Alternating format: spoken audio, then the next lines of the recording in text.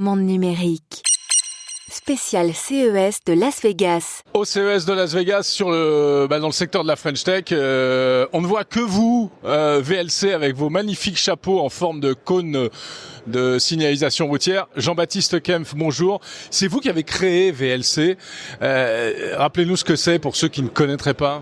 Alors, j'ai pas créé VLC parce qu'il y a personne qui a créé VLC. VLC, c'est une communauté open source qui existe depuis à peu près un peu plus de 20 ans, qui crée un logiciel.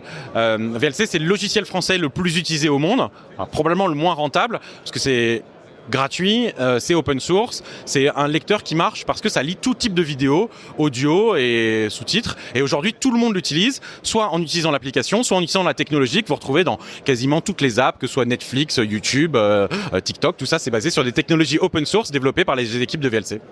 Et alors, à Las Vegas, là, vous présentez une nouveauté c'est un système de sous-titrage automatique. Alors effectivement, là, ce qu'on fait, c'est on fait une démo de sous-titrage automatique en IA avec des modèles d'IA qui tournent sur les devices, donc sur l'ordinateur des gens, sans avoir qui fonctionnent offline, sans avoir besoin d'un service en ligne. Et donc là, ce qu'on montre, c'est que ça fait ça prend l'audio. Et ça en fait un sous-titre en anglais, et ensuite ça traduit ce sous-titre en anglais dans à peu près une centaine de langues. Donc ça marche en français, en thaïlandais, en russe, et donc ça veut dire qu'on peut avoir énormément de sous-titres pour des vidéos qui n'ont pas été sous-titrées. Et ça marche en live, il n'y a pas besoin de pré-processer, ça marche directement, et sur les ordinateurs des gens normaux, des vrais utilisateurs, pas en dépendant d'une plateforme. Donc tout ça c'est ouvert et open source. C'est vraiment votre marque de fabrique, hein, on va dire redonner le pouvoir à l'utilisateur en s'affranchissant de ce type d'infrastructure extérieure.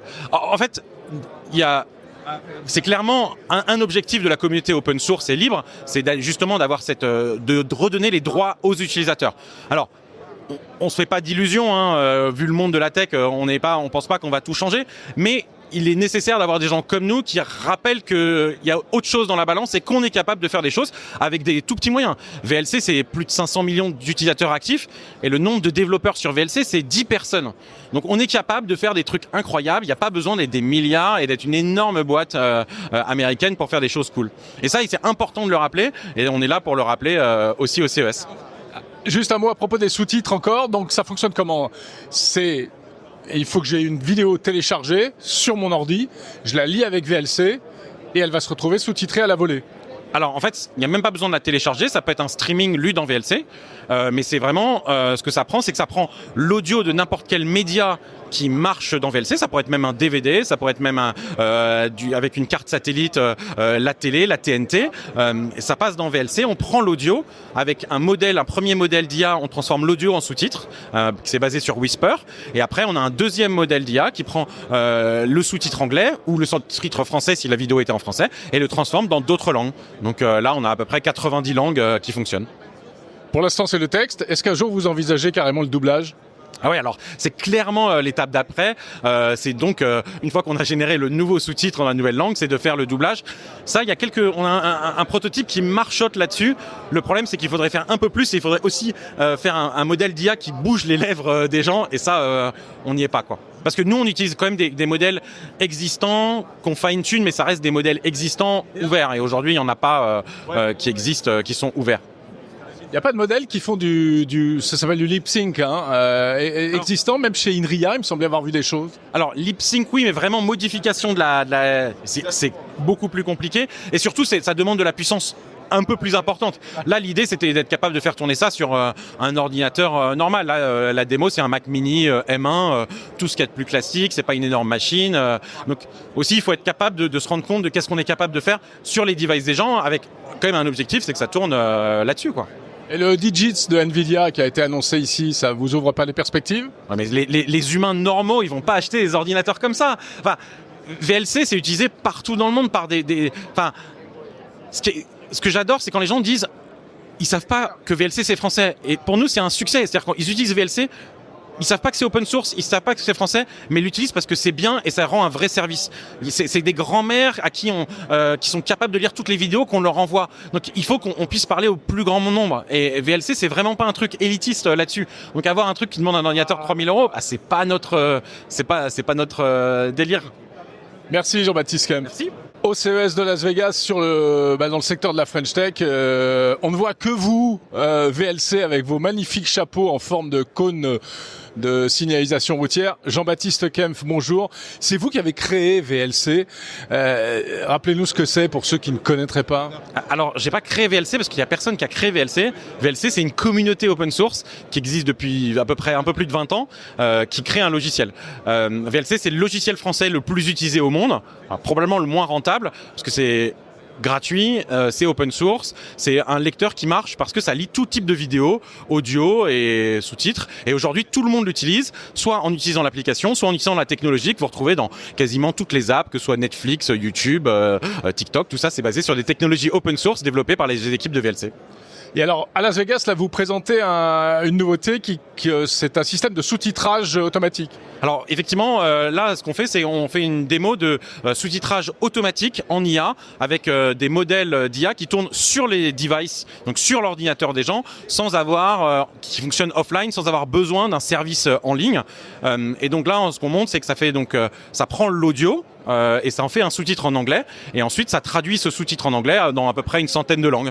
Donc ça marche en français, en thaïlandais, en russe. Et donc ça veut dire que on peut avoir énormément de sous-titres pour des vidéos qui n'ont pas été sous-titrées. Et ça marche en live, il n'y a pas besoin de préprocesser, ça marche directement. Et sur les ordinateurs des gens normaux, des vrais utilisateurs, pas en dépendant d'une plateforme. Donc tout ça c'est ouvert et open source. C'est vraiment votre marque de fabrique, hein, on va dire redonner le pouvoir à l'utilisateur en s'affranchissant de ce type d'infrastructure extérieure.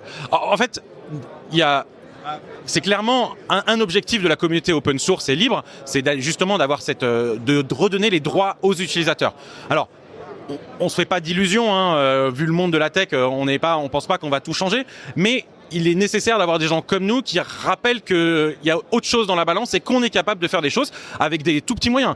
VLC, c'est plus de 500 millions d'utilisateurs actifs et le nombre de développeurs sur VLC, c'est 10 personnes. Donc on est capable de faire des trucs incroyables, il n'y a pas besoin d'être des milliards et d'être une énorme boîte américaine pour faire des choses cool. Et ça, c'est important de le rappeler et on est là pour le rappeler aussi au CES. Juste un mot à propos des sous-titres encore. Donc ça fonctionne comment ? Il faut que j'ai une vidéo téléchargée sur mon ordi, je la lis avec VLC et elle va se retrouver sous-titrée à la volée. Alors en fait, il n'y a même pas besoin de la télécharger, ça peut être un streaming lu dans VLC, mais c'est vraiment ce que ça prend, c'est que ça prend l'audio de n'importe quel média qui marche dans VLC, ça pourrait être même un DVD, ça pourrait être même avec une carte satellite, la télé, la TNT, ça passe dans VLC, on prend l'audio avec un premier modèle d'IA, on transforme l'audio en sous-titre, qui est basé sur Whisper, et après on a un deuxième modèle d'IA qui prend le sous-titre anglais ou le sous-titre français si la vidéo était en français, et le transforme dans d'autres langues. Donc là on a à peu près 90 langues qui fonctionnent. Pour l'instant c'est le texte, est-ce qu'un jour vous envisagez carrément le doublage ? Ah ouais, alors c'est clairement l'étape d'après. C'est donc une fois qu'on a généré le nouveau sous-titre dans la nouvelle langue, c'est de faire le doublage. Ça, on a un prototype qui marchote là-dessus. Le problème, c'est qu'il faudrait faire un peu plus et il faudrait aussi faire un modèle d'IA qui bouge les lèvres des gens. Et ça, on n'y est pas, quoi. Parce que nous, on utilise quand même des modèles existants qu'on fine-tune, mais ça reste des modèles existants ouverts. Et aujourd'hui, il n'y en a pas qui existent, qui sont ouverts. Il n'y a pas de modèles qui font ça s'appelle du lip sync, existant, même chez Inria, il me semblait avoir vu des choses. Alors, lip sync, oui, mais vraiment modification c'est beaucoup plus compliqué. Et surtout, ça demande de la puissance un peu plus importante. Là, l'idée, c'était d'être capable de faire tourner ça sur un ordinateur normal. Là, la démo, c'est un Mac Mini M1, tout ce qu'il y a de plus classique, c'est pas une énorme machine. Donc, aussi, il faut être capable de se rendre compte de qu'est-ce qu'on est capable de faire sur les devices des gens, avec quand même un objectif, c'est que ça tourne là-dessus, quoi. Et le Digits de Nvidia qui a été annoncé ici, ça vous ouvre pas les perspectives ? Ouais, mais les humains normaux, ils vont pas acheter des ordinateurs comme ça. Enfin, VLC, c'est utilisé partout dans le monde par enfin, ce que j'adore, c'est quand les gens disent, ils savent pas que VLC c'est français. Et pour nous, c'est un succès. C'est-à-dire quand ils utilisent VLC, ils savent pas que c'est open source, ils savent pas que c'est français, mais ils l'utilisent parce que c'est bien et ça rend un vrai service. C'est des grands-mères à qui sont capables de lire toutes les vidéos qu'on leur envoie. Donc il faut qu'on puisse parler au plus grand nombre. Et VLC, c'est vraiment pas un truc élitiste là-dessus. Donc avoir un truc qui demande un ordinateur 3000 €, c'est pas notre délire. Merci Jean-Baptiste Kempf. Merci.